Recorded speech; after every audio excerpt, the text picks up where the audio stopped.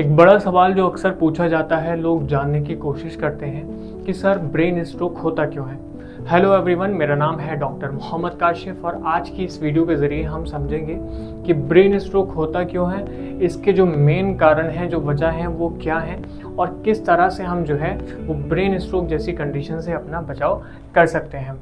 सबसे पहला सवाल कि ब्रेन स्ट्रोक होता क्यों है। देखिए, ब्रेन स्ट्रोक एक ऐसी दिक्कत है जिसमें हमारे ब्रेन के किसी हिस्से को जो ब्लड की सप्लाई है उसमें कोई रुकावट पैदा हो जाती है। उस रुकावट पैदा होने की वजह से हमारे ब्रेन के सेल्स को जो है ऑक्सीजन नहीं मिल पाएगी, न्यूट्रिशन नहीं मिल पाएगा, कि मतलब पोषण नहीं मिल पाएगा। अब हमारे ब्रेन सेल्स को, न्यूरॉन्स को न्यूट्रिशन ना मिलने की वजह से, यानी पोषण ना मिलने की वजह से, ऑक्सीजन ना मिलने की वजह से हमारी जो ब्रेन के सेल्स हैं, जो न्यूरॉन्स हैं, वो ख़राब होना या कहिए कि मरना जो है, डेड होना जो है वो शुरू हो जाते हैं। अब उनके डेड होने की वजह से, न्यूरॉन्स के मरने की वजह से जो कंडीशन है, जो ब्रेन स्ट्रोक के बाद में जो कंडीशन डेवलप होती है उसे हम कहते हैं पैरालिसिस। उसमें क्या होगा कि पेशेंट सही से चल नहीं पाते, पेशेंट सही से बोल नहीं पाते, पेशेंट के जो हाथ पैर हैं वो सुन्न ऐसे पड़ जाते हैं। कि तब होता है जब ब्रेन स्ट्रोक आपका जो है डेवलप हो जाता है, कि ब्रेन स्ट्रोक आपका पेशेंट को आ चुका है। अब इस ब्रेन स्ट्रोक के भी अपने आप में दो एक टाइप होते हैं, दो तरह का ब्रेन स्ट्रोक आपको होता है।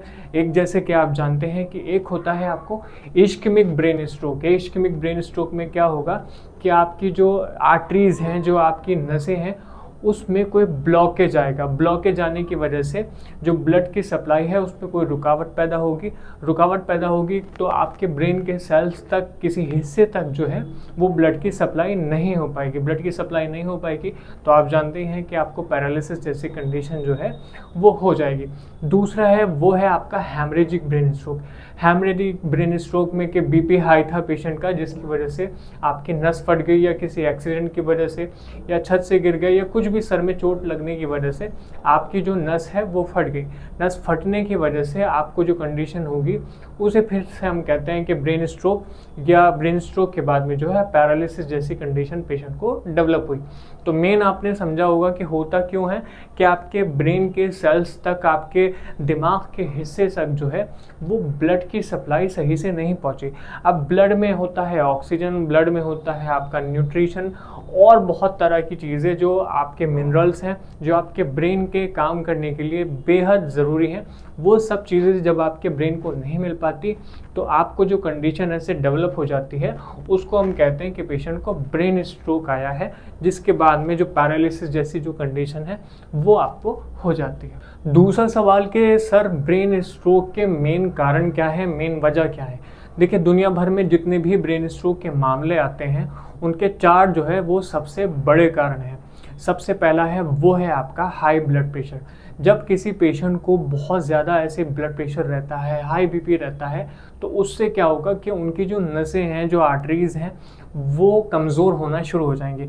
उनके कमज़ोर होने की वजह से उनके फटने के जो चांसेस हैं, जो कोलैप्स होने के चांसेस हैं, वो ज़्यादा बढ़ जाते हैं। तो जितने ऐसे पेशेंट हैं जिनको हाई ब्लड प्रेशर रहता है, उनको ज़्यादा ख़तरा रहता है कि उनको ब्रेन स्ट्रोक जैसी कंडीशन जो है वो डेवलप हो सकती है। जिससे हाई बीपी रहेगा तो उनको हैमरेजिक ब्रेन स्ट्रोक, यानी खून बहने के, ब्लीडिंग होने के चांसेस, नस फटने के चांसेस जो हैं वो बढ़ जाते हैं। तो पहला मुख्य जो कारण है वो है उनका हाई ब्लड प्रेशर। दूसरा जो आपका मेन कारण है वो है आपका हाई कोलेस्ट्रॉल। देखिए, आपके शरीर में जब कोलेस्ट्रॉल की मात्रा बहुत ज़्यादा होगी तो वो कोलेस्ट्रॉल आपकी नसों में, आपकी आर्टरीज़ में जमना शुरू हो जाएगा। आर्टरीज़ में जमने की वजह से जो आपके ब्लड का फ्लो है उसमें रुकावट आना शुरू हो जाएगी। कभी कभी ऐसा होगा कि आपकी जो आर्टरी है वो पूरी की पूरी ब्लॉक हो जाएगी, उसका ल्यूमेन छोटा हो जाएगा, नैरो हो जाएगा, जिस वजह से आपकी जो ब्लड की सप्लाई है वो इंटरप्ट हो जाएगी। ब्लड की सप्लाई आपके ब्रेन तक ऐसे ना होने की वजह से आपको दोबारा से, या आपको ब्रेन स्ट्रोक जैसी जो कंडीशन है उससे पीड़ित होना पड़ सकता है। तीसरा जो रीज़न है वो है आपका डायबिटीज़, यानी कि आपको शुगर। शुगर की वजह से क्या होगा कि आपकी जो नसें हैं वो कमज़ोर होना शुरू हो जाती हैं, आपकी नसों में जो प्लाक है वो डेवलप होना शुरू हो जाते हैं, थक्के ऐसे जमना शुरू हो जाते हैं, जिसकी वजह से आपको ब्रेन स्ट्रोक जैसी जो कंडीशन है उसके ख़तरे बढ़ जाते हैं। तो पेशेंट ध्यान रखेंगे, अगर डायबिटीज़ है तो वो जो डायबिटीज़ के इससे दवाइयाँ लेते हैं, शुगर की दवाइयाँ लेते हैं, वो दवाइयाँ अपनी रेगुलर रखें। चौथी जो वजह है वो है आपकी स्मोकिंग और अल्कोहल।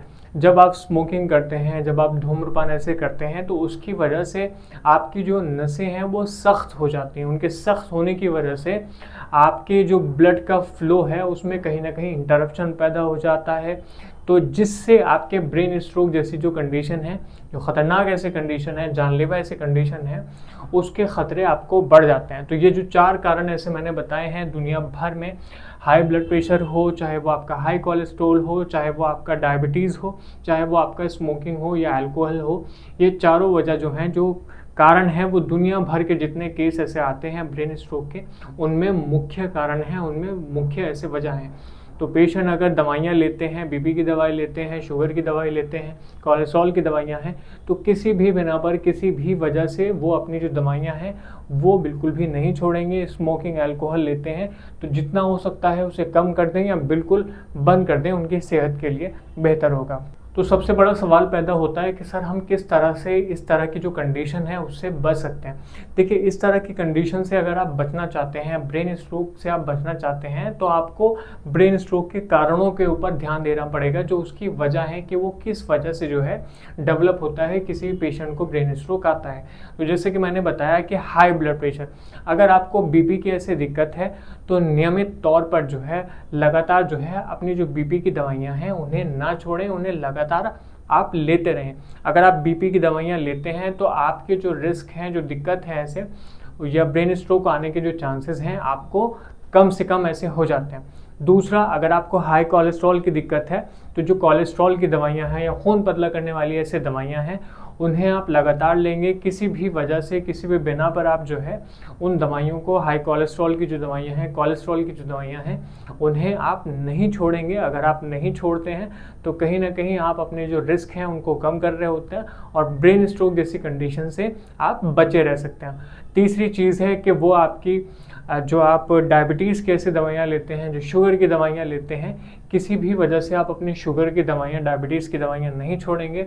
और ख़ास तौर से जितने ऐसे डायबिटीज़ के पेशेंट हैं वो जितना हो सकता है मीठे खानों से परहेज़ करेंगे। जितना शक्कर, जितना मीठा वो लेंगे उतनी ज़्यादा उनको दिक्कत परेशानी बढ़ सकती है या ब्रेन स्ट्रोक जैसे ख़तरे बढ़ सकते हैं। चौथी वजह जैसे मैंने बताई थी कि स्मोकिंग और अल्कोहल, अगर आप बहुत ज़्यादा स्मोकिंग करते हैं, बहुत ज़्यादा अल्कोहल लेते हैं, तो जितना जल्दी हो सकता है स्मोकिंग छोड़ दीजिए। अल्कोहल को जितना कम कर सकते हैं, छोड़ सकते हैं, छोड़ दीजिए। जब आप इन चारों दिक्कतों के ऊपर इस तरह से काम करते हैं, दवाई लेते हैं, छोड़ देते हैं, तो आप कहीं ना कहीं जो ब्रेन स्ट्रोक जैसी जो कंडीशन है उससे बचे रह सकते हैं। मैं समझता हूँ आज इस वीडियो के ज़रिए जो मैंने कारण, जो चीज़ें आपको बताई हैं, बचने के तरीके बताए हैं, ब्रेन स्ट्रोक क्या होता है बताया है, आपको समझ में आया होगा।